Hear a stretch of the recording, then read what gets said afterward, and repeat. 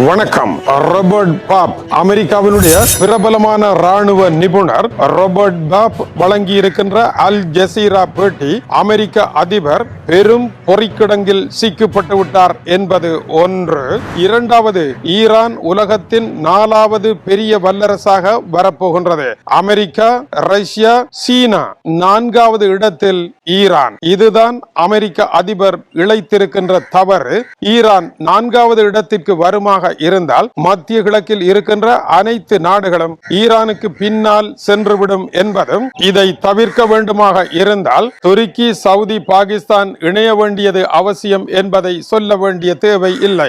அமெரிக்க அதிபர் முன்புறமாகவும் பின்புறமாகவும் நகர முடியாத சூழ்நிலை ஏற்பட்டிருக்கின்றது என்பது அவருடைய கருத்தாகும். அமெரிக்க அதிபர் வான் தாக்குதலின் மூலமாக வெல்லப்படக்கூடிய ஒரு நாடு என்று மிக மிக மட்டமாகவும் எளிமையாகவும் இஸ்ரேலிய பிரதமரனுடைய கருத்தை கேட்டு அதற்கு இணங்கி வான் தாக்குதலை நடத்தினார். இந்த வான் தாக்குதல் 6 மாத காலமாக படுதோல்வி அடைந்திருக்கின்றது. ஈரானை அந்த வான் தாக்குதலினால் எதுவும் செய்ய முடியவில்லை. இதற்கு காரணம் என்ன?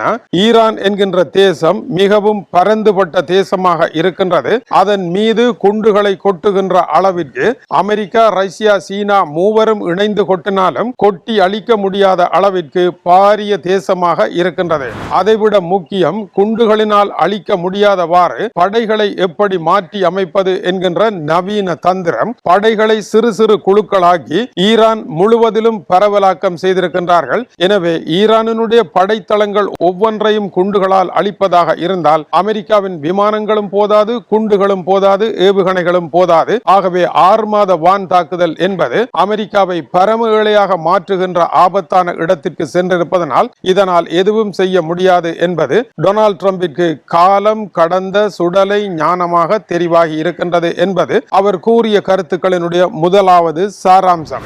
இரண்டாவது, இந்த போரை வெல்ல வேண்டுமாக இருந்தால் வேறு வழியில்லை. டொனால்ட் ட்ரம்ப் ஈரானுக்குள் அமெரிக்க தரைப்படையை இறக்க வேண்டும் என்பதுதான். அமெரிக்காவினுடைய தரைப்படையை இறக்க வேண்டும் என்றால் இது மிக ஆபத்தான ஒன்றாக அமையும். இதற்கு முன்னர் ஆப்கானிஸ்தான், ஈராக் போன்ற இடங்களில் அமெரிக்க படைகளை இறக்கி அடைந்த பின்னடைவும், உளவியல் சிக்கல்களும், மரணங்களும், பெரும் விமர்சனங்களும், பொருளாதார அழிவும், கடைசி வெற்றி இல்லாமல் வெளியேறிய கதையும், வெற்றி என்று பொய்யாக பிரகடனம் செய்ததும், உண்மை தோல்வி என்பது நாளாவட்டத்தில் வெளிவந்த பொழுது அமைதியாக இருந்ததும் பழைய கதைகளாகும். அதைவிட மிக மோசமான பாரதூரமான ஒரு ஆபத்தில் இந்த படை சென்று சிக்கிக் கொள்ளும். படை சேற்றில் சிக்கினால் வெளியே வர முடியாத சூழல் உருவாகும். அப்படியான ஒரு ஆபத்தான நிலை ஈரானில் இருக்கின்றது. ஏனென்றால் நடைபெற்றிருக்கின்ற இந்த 6 மாத போரில் ஈரான் எடுத்த வியூகங்கள் எல்லாம் அமெரிக்கா சதுரங்க பலகையில் நகர்த்திய காய்களை விட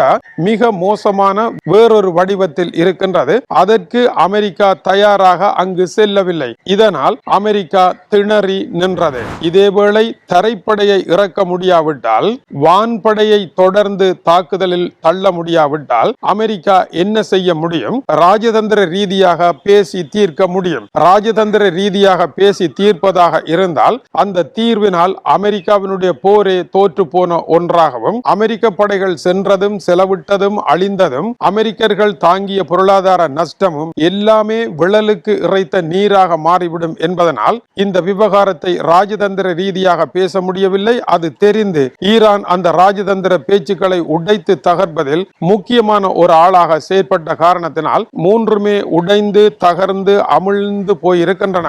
இந்த நிலையில் டொனால்ட் ட்ரம்பிற்கு என்னதான் இருக்கின்றது? அவர் போரை முன்னெடுத்தால் வெற்றி கிடைக்கும் என்பதற்கு எந்த உறுதியும் கிடையாது. அதேவேளை அவர் போரின்றி பின்வாங்குவாராக இருந்தால் ஈரான் வெற்றி பெறும். ஈரான் வெற்றி பெற்றால் உலகத்தில் 4வது பெரிய வல்லரசாக ஈரானே இருக்கின்றது என்பதை அமெரிக்கா பிரகடனப்படுத்திவிட்டு வெளியேற வேண்டி வரும். அதன் பின்னர் மத்திய கிழக்கின் கதாநாயகனாக தானே இருக்க போகின்றேன் என்று துருக்கியினுடைய ஒஸ்மானியா பேரரசை முன்னிறுத்தி துருக்கி அதிபர் தையிப் எர்டோகன் கண்ட கனவுகள் பகல் கனவாக போகும். புனித நகரங்களை வைத்திருக்கின்ற சவுதி அரேபியாவினுடைய முதன்மை தானாக வீழ்ச்சி அடையும். ஈரான் உலக அரங்கில் இஸ்லாமிய மக்களுக்கு தலைமை தாங்குகின்ற ஒரு பாத்திரத்தை நோக்கி நகர வேண்டிய சூழல் ஏற்படும். இது டொனால்ட் ட்ரம்ப் இழைத்த பெரும் தவறாக மாற்றமடையும். இஸ்ரேலியர்களுக்கு இது மிகப்பெரிய தோல்வியாக அமையும். இஸ்ரேல் என்ற நாடு உலக படத்தில் இருக்கவே கூடாது, துடைத்து எறிந்து அழிக்கப்பட வேண்டும் என்ற கொள்கையில் இருந்து ஈரான் இன்னமும் விலகவோ மாறவோ இல்லை. அப்படிப்பட்ட ஒரு நாடு 4வது வல்லரசாக வருமாக இருந்தால் இப்போது இருக்கின்ற 2வது 3வது நிலை வல்லரசுகளாகிய ரஷ்யாவும் சீனாவும் ஈரானுடன் ஒன்றாக இணைந்து கொள்ள அவர்கள் அமெரிக்காவிற்கு நேர் எதிரான எதிரிகளாகவும் அமெரிக்க வல்லாதிக்கமும் அமெரிக்கா ஃபர்ஸ்ட் என்பதையும் தகர்க்கின்ற ஒன்றாகவும் அவர்கள் மாற்றமடைவார்கள். இது டொனால்ட் ட்ரம்ப் இழைத்த தவறாக மாறும். டொனால்ட் ட்ரம்ப் தன்னை ஒரு பெரும் அதிபராகவும் அமெரிக்காவினுடைய அதிபர்களிலே தன்னை விட பெரியவர் எவரும் இல்லை என்கின்ற கனவில் மிதந்து கொண்டிருக்கின்றார். அமெரிக்க அதிபர் சீனாவினுடைய முன்னாள் அதிபர் சர்வாதிகாரி மாவோ சேதுங், ரஷ்யாவினுடைய முன்னாள் அதிபர் மிக பெரும் சர்வாதிகாரி ஜோசப் ஸ்டாலின் ஆகியவர்களைப் போல தானும் ஓர் அதிபர் என்று இந்த உலகம் பேச வேண்டும் என்ற கனவுகளில் இவர்களுடைய படங்களுடன் தன்னுடைய படத்தையும் இணைத்து வைத்து கனவு கண்டு கொண்டிருக்கின்றார். டொனால்ட் ட்ரம்ப் தோல்வியாளராக வெளியேற வேண்டிய சூழல் இருக்கின்றது. வணக்கம் உறவுகளே. சுந்தோஸ் முகமது இம்தியாஸ் என்ற எனது யூடியூப் சேனலை சப்ஸ்கிரைப் செய்யுங்கள்.